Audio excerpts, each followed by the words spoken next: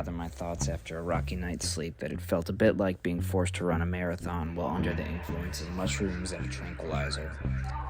Yeah. I began the semi-regular ritual of trying to relate the dream to my wife, Brooke, before it slipped effortlessly from my memory back into my subconscious.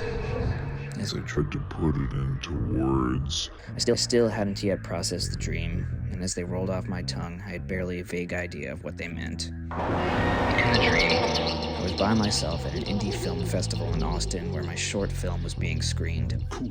But as the screening went on, I started to feel restless and lonely, so I left. And for some reason, after exiting the movie theater, I found myself pushing a giant, light brown leather couch down the street.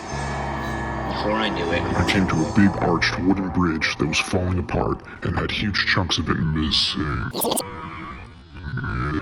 No doubt my mind had borrowed the image from the rundown footbridge that existed in our neighborhood in Houston.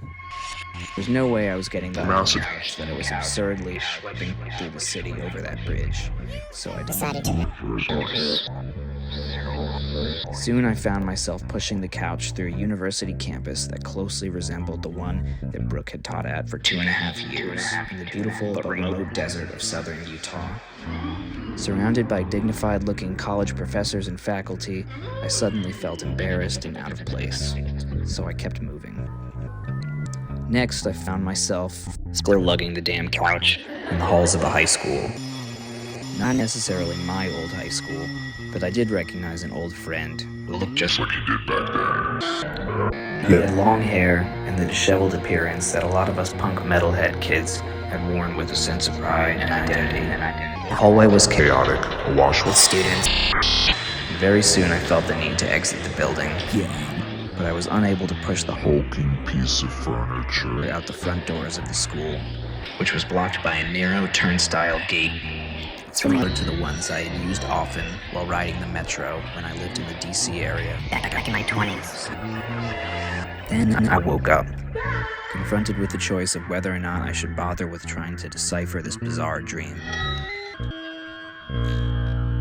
As Brooke and I talked about it over some strong coffee, and maybe because I had spent so much of the past few years agonizing over existential questions, the interpretation came fairly easily. What do you think? I think the couch represents peace of mind, and dragging it through the various places and stages of my life signifies the relentless seeking and feeling unable to attain that elusive sense of harmony. More specifically, pursuing honor, recognition, and acceptance from others without accepting myself was likened in my dream to attempting to haul a giant couch on foot through a concrete jungle. Dreams, especially stressful and confusing ones, can on the surface seem like meaningless absurdity, a reflection of our distraught minds. And sometimes they are just that. But other times they can yield precious and valuable insights